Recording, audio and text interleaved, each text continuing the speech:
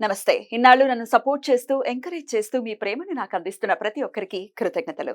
అలాగే ఈ వీడియో కూడా ఖచ్చితంగా మీకు ఉపయోగపడుతుంది. లైక్, షేర్ అండ్ సబ్స్క్రైబ్ చేసి మీ సపోర్ట్‌ని నాకు అందించండి. అలాగే ఈ వీడియో పట్ల మీకున్న అభిప్రాయాన్ని కామెంట్ సెక్షన్‌లో కామెంట్ చేసి తెలియజేయండి. ఇప్పుడు వీడియోని చూద్దాం. నమస్తే. ఇప్పుడు మీరు చూడబోతున్న వీడియో ఖచ్చితంగా మీకు ఉపయోగపడుతుంది, నచ్చుతుంది కూడా. మరి మీకు నచ్చిన విషయం నాకు తెలియాలి అంటే ఈ వీడియోని మీరు లైక్ చేయాలి, షేర్ చేయాలి, అలాగే మన ఛానల్‌ని సబ్స్క్రైబ్ చేయాలి. మీ సపోర్ట్‌ని నాకు అందిస్తారు కదూ! ఓకే. ఇప్పుడు వీడియోని స్టార్ట్ చేద్దాం. నమస్తే. Welcome to our channel. నేను పద్మిని. ప్రస్తుతంతో పాటు ప్రముఖ ఆధ్యాత్మికవేత్త, లక్ష్మీ నరసింహస్వామి ఉపాసకురాలు, న్యూమరాలజిస్ట్ స్రవంతి గారు మనతో పాటు ఉన్నారు. మాట్లాడదాం. నమస్తే అక్క. నమస్తే పద్మిని. అక్క, పాత బట్టలు దానం చేసే విషయంలో జాగ్రత్తలు తీసుకోవాలని, ఇలాగే దానం చేయాలని, ఇలా ఉన్నవి దానం చేయకూడదని, ఈ కలర్వి చేయకూడదని, ఇట్లా ఏంటో రకరకాలు వినపడుతున్నాయి. అసలు పాత బట్టల్ని ఎలా ఇచ్చేయాలి? మనం ఏదున్నా కూడా ఎప్పుడైనా ఒకటి గుర్తుపెట్టుకోవాలి. మన పెద్దవాళ్ళు ఏం చేశారు అనేది ఒక్కసారి ఆలోచించాలి. మనం ఆధునికతకు పోయో, లేకపోతే వాళ్ళ ఆలోచనలో చాదస్తం ఇమిడి ఉందనో, ఇలాంటివన్నీ ఆలోచించుకొని ఏమీ లేదు అని అనుకొని కొన్ని కోరి తెచ్చుకుంటున్నామేమో అనిపిస్తుంది నాకు.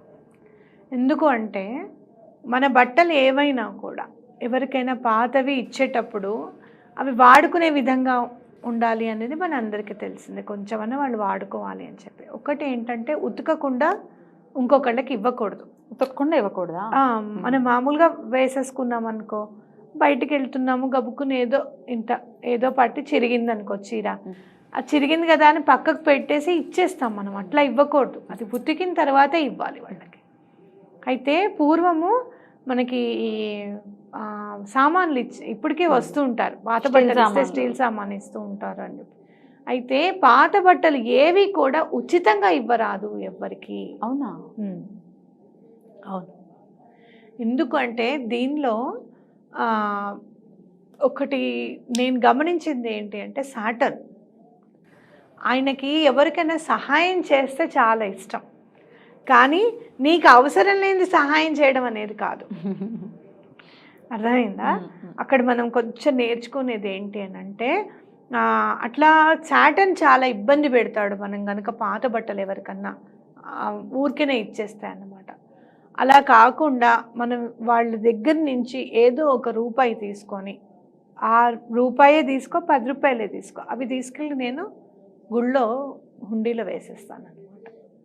అంటే మనం ఫ్రీగా ఇచ్చినట్టు కాదు, అలా అని నేను స్టీల్ సామాను కొనమని చెప్పడము కాదు, కానీ అవి ఊరికనే ఇవ్వకూడదు అనేది మనకి పెద్దవాళ్ళు నేర్పించింది.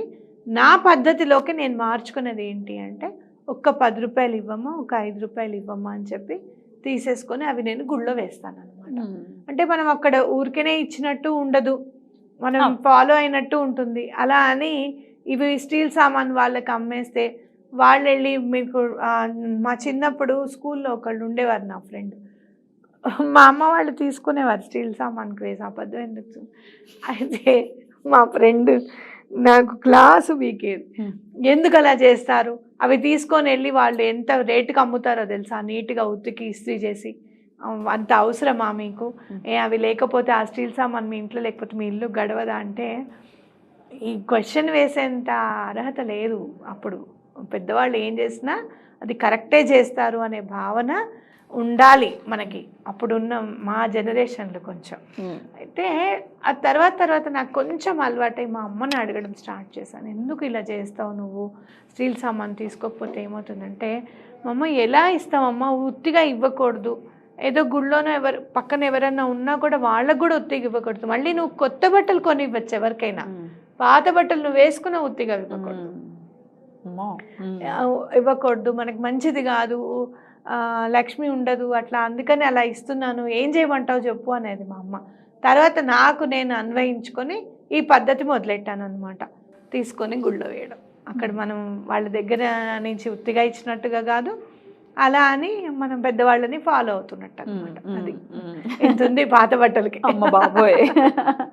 అయితే మేజర్గా శని భగవానుడిని కోసం ఇస్తూ ఉంటారు. శని భగవానుడి చాలా తెలియక ఆయన మనల్ని వదిలి వెళ్ళిపోవాలని. అసలు ఆయన వదిలి వెళ్ళిపోతే ఇంకా జీవితం ఏముంది? ఆయన వదిలి వెళ్ళిపోవడం కాదు, ఆయన ఒకవేళ ఆయన ఇవ్వడం స్టార్ట్ చేస్తే గనక ఎలా ఇస్తాడు అనేది నువ్వు అసలు ఊహించలేదు. ఊహించడం అనేది చాలా కష్టం. ఎగ్జాక్ట్. దాన్ని నిలబెట్టుకోవాలి. మళ్ళీ కూడా దాన్ని నిలబెట్టుకోవాలి అంటే మీరు ఎవరికైనా చక్కగా ఎండలో వెళ్ళే వాళ్ళకి చెప్పులు కొనివ్వండి, తప్పులేదు, తప్పేమి లేదు. మళ్ళీ మీరు చూడండి, పాత చెప్పులు పోతే మంచిదంటారు. అవును.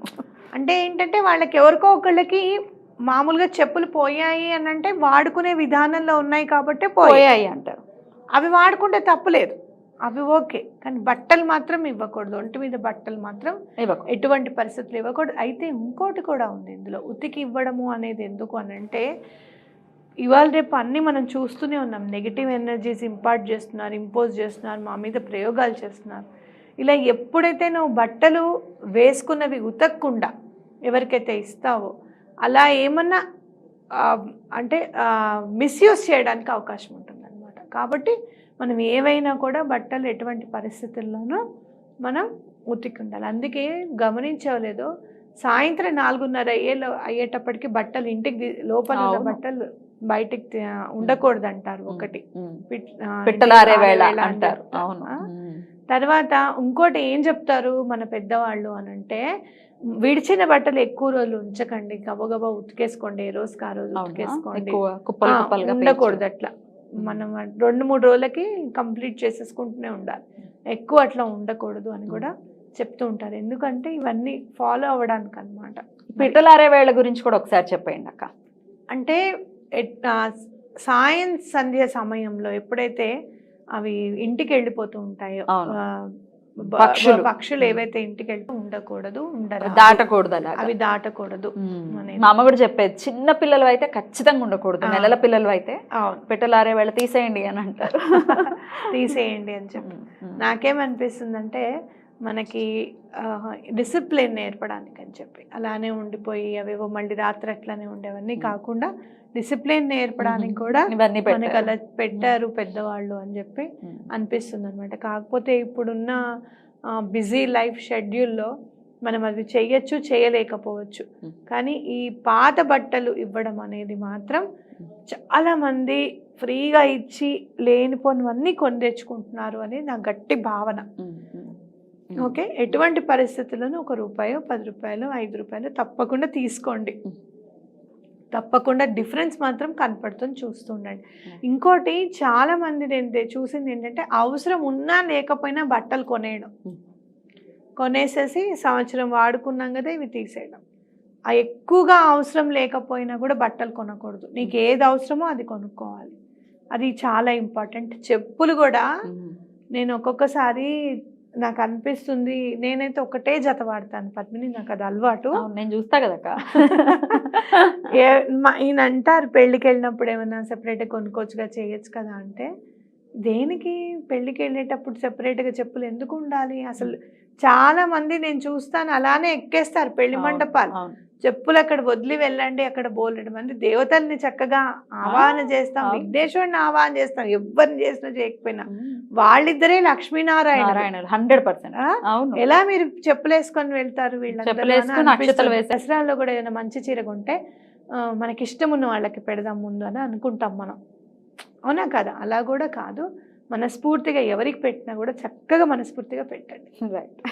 రైట్ అక్క, చాలా చక్కగా మాకు తెలియజేశారు. థ్యాంక్ యూ సో మచ్ అక్క. నమస్తే. నమస్తే.